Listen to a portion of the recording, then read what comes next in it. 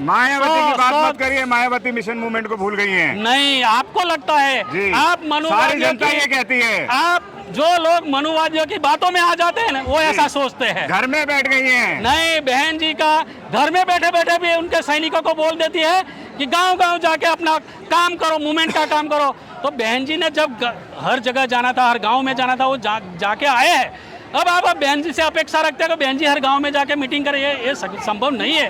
बहन जी आज आप देखो, जो संगठन जो सारे देश के लोग ये कहते हैं मान्यवर काशीराम साहब के सपने को तोड़ दिया है बहन जी ने। नहीं, बहन जी आज अगर तोड़ दिया होता ना, तो बहन जी इन मनुवादियों के सामने लाचार होकर खड़ी होती। अरे आप इतना सोचो, जिस सीट के लिए कांग्रेस के लोग 15-15 करोड़ रुपया लेते हैं, उस सीट को बहन मायावती ने ठोकर मार दी, राज्यसभा में से राजीनामा दे दिया। आप ये क्यों बात नहीं बताते? मनुवादियों की बातों में आकर बहन जी को बदनाम करने की बात करते हैं। बहन जी आयरन लेडी है, रहेगी और कायम की बात रहेगी। हम उनको मानते हैं, उनके सिद्धांत को मानते हैं। देख रहे हैं, नमस्कार, मेरा नाम है सुरेंद्र सिंह और आप देख रहे हैं SM न्यूज़। संकल्प भूमि पे आप देख रहे होंगे क्या मजमा लगा हुआ है ज़बरदस्त।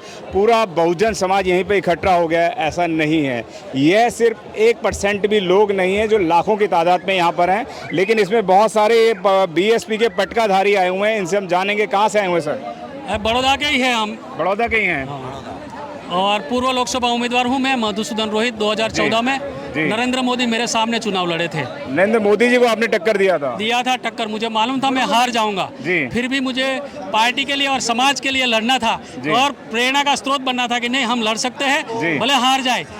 लड़ना तो मैदान में ही है, और लड़ते लड़ते कहीं दाव उल्टा पड़ जाए तो हम भी जीत सकते हैं।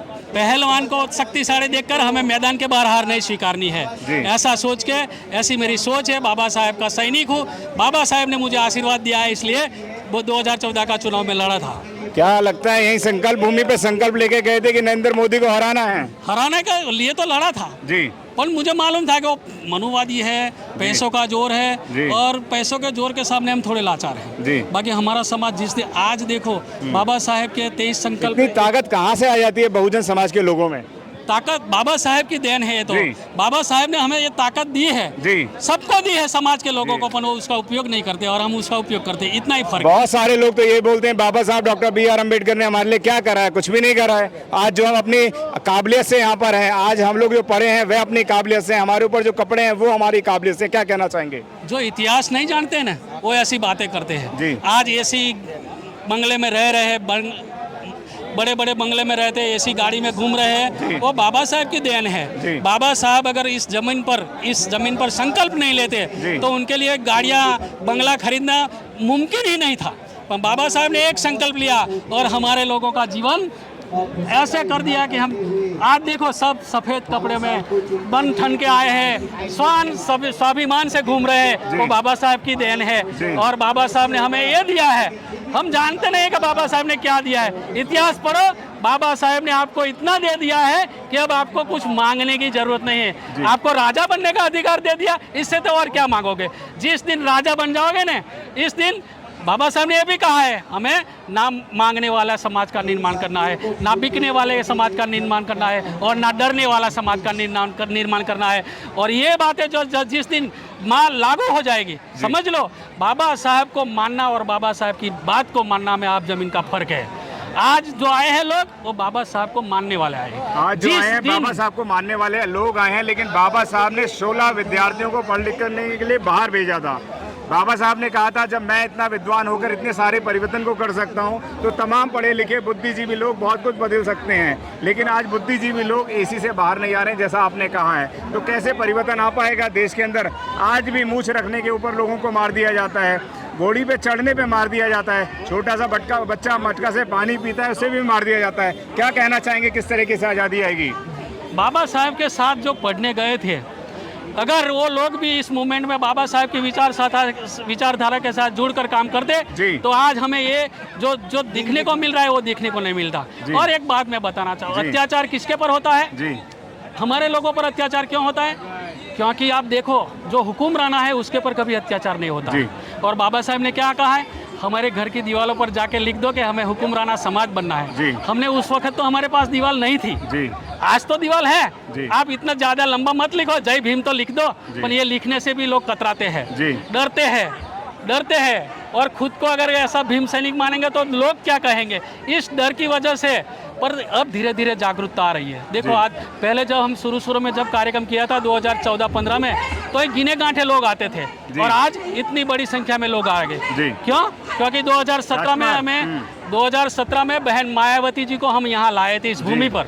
मायावती की बात मत करिए, मायावती मिशन मूवमेंट को भूल गई हैं। नहीं, आपको लगता है, आप सारी जनता ये कहती है, आप जो लोग मनुवादियों की बातों में आ जाते हैं ना, वो ऐसा सोचते हैं। घर में बैठ गई हैं। नहीं, बहन जी का घर में बैठे बैठे भी उनके सैनिकों को बोल देती है कि गांव-गांव जाके अपना काम करो, मूवमेंट का काम करो। तो बहन जी ने जब हर जगह जाना था, हर गाँव में जाना था, वो जाके आए हैं।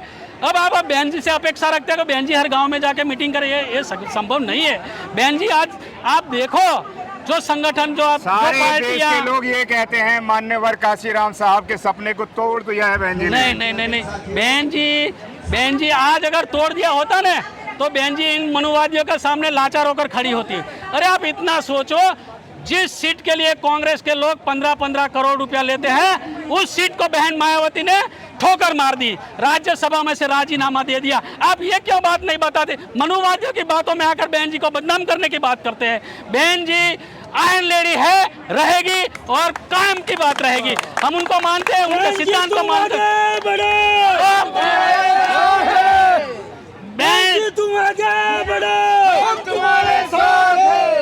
क्या लगता है कि जो बहुजन समाज के पटकाधारी आए हुए बहन जी का पटका डालकर आए हैं 2024 में, यहाँ से संकल्प लेके कहीं अपनी वोट को बेच तो नहीं देंगे? समाज को यही तो जागरूक करना है जी।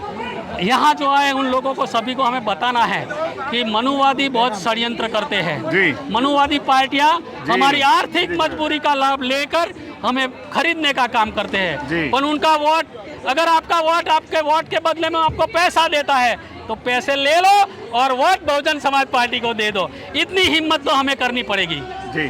क्योंकि मनुवादी के सामने अपन टक्कर नहीं ले सकते। पार्टियों के संदर्भ में कहता हूं कि हमारे लोग उनके सामने नहीं लड़ सकते। लड़ने वाले हम खड़े हैं, हमको मदद कीजिए।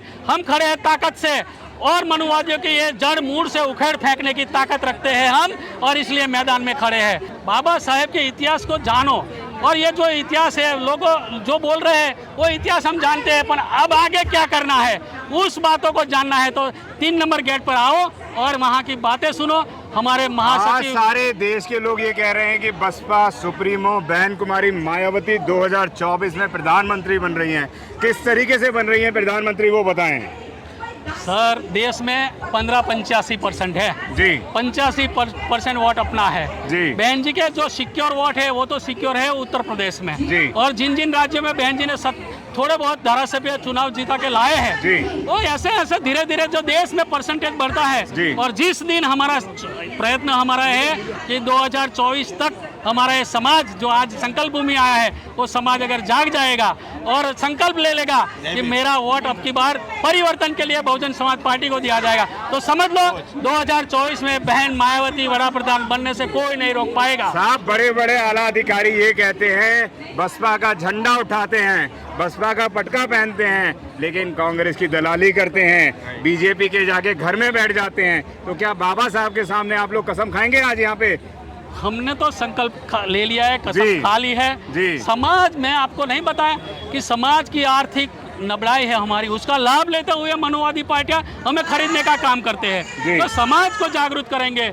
जो जिस दिन समाज बिकना बंद हो जाएगा, उस दिन नेता भी बिकना बंद हो जाएगा। 2024 में किसकी सरकार बन रही है? बहुजन समाज पार्टी की, बहुजनों की सरकार बनेगी। प्रधानमंत्री कौन बन रहे हैं? बहन मायावती जी बनेगी। राहुल गांधी बनेंगे? राहुल गांधी कहीं पर नजर नहीं आ रहे हैं मैदान से। राहुल गांधी देख लो, राहुल गांधी बहन जी को वड़ा प्रधान बनने की सिफारिश करेंगे जी। ये बात समझ लो, क्योंकि अब ये दिन गए जब हम उन लोगों के बातें करा करते थे। अब वो मनुवादी हमारे चरणों में आने लगे हैं, ये समझ लो बात।